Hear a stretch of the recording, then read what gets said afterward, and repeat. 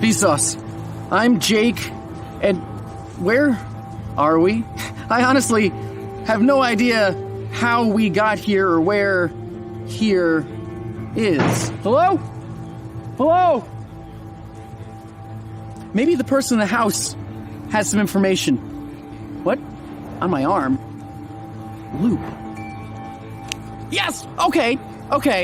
We were talking about time travel, weren't we? And in pop culture, there are different types. For example, mental time travel.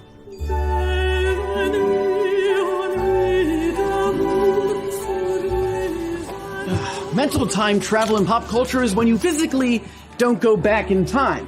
That is to say that your body doesn't travel backwards in time, but your mind does. This can be seen in movies like Groundhog Day or Edge of Tomorrow, where they remember future events, even though they're in the past. I wonder...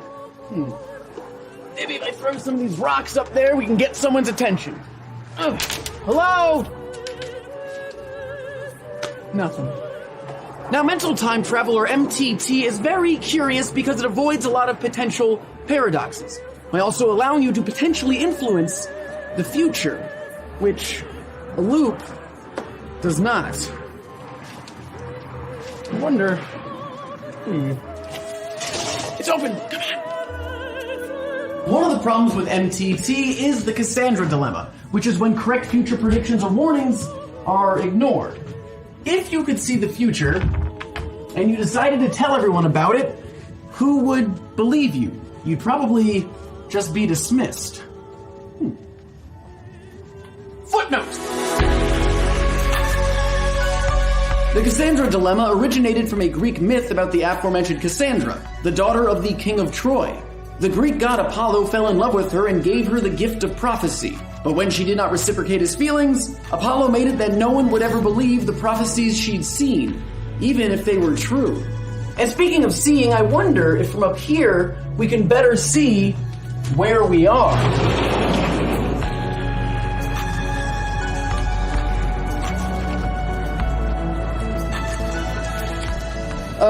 Okay, let's come back inside. So that was definitely me down there, but I'm also up here, which means that this can't be mental time travel. But the loop thing does make a lot more sense now. I mean, there's also another type that you might have seen before called VHS time travel, or video cassette time travel, where the present is analogous with a play button, and the past with rewind.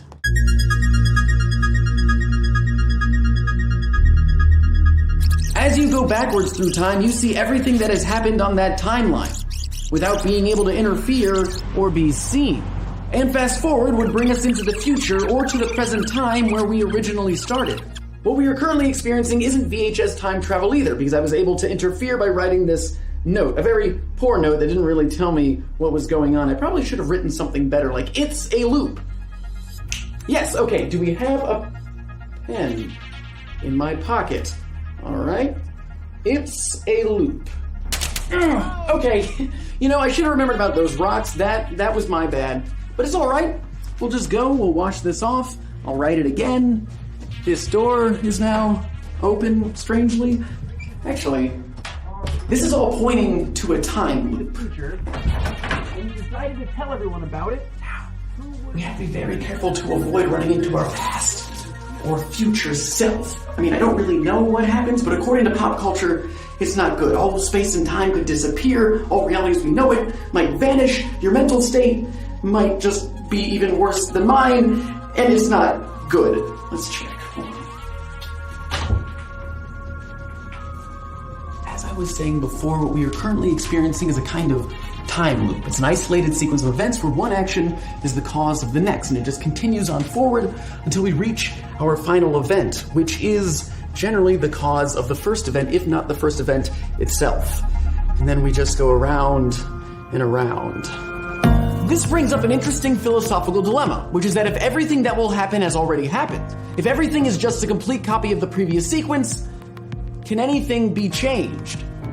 If I were to stand up right now and walk out that door, would I be making my own choice? Or would it be the same choice that a previous version of me made?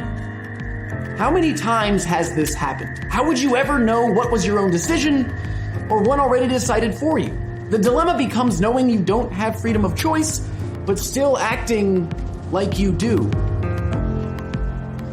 The causal loop is unchanging. There is no free will, there is no origin. It resets every time, so you can't learn from your mistakes because you can't remember them. We should move, though, before Bathroom Jake gets out. So how did the loop begin? Well, that's the problem. That's the paradox. There is no beginning and there is no end. There is no escape. Ask yourself, if you're watching this video, are you also in a loop? How do you know that you're not reliving the same moment in time again and again and again? You can remember the past, but you can't remember the future.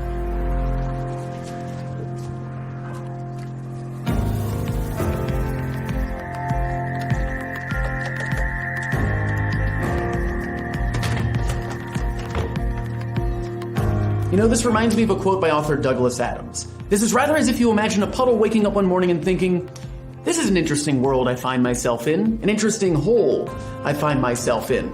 Fits me rather neatly, doesn't it? In fact, it fits me staggeringly well. Must have been made to have me in it. This is such a powerful idea that as the sun rises in the sky and the air heats up, and as gradually the puddle gets smaller and smaller, frantically hanging on to the notion that everything's going to be all right, because this world was meant to have him in it. It was built to have him in it.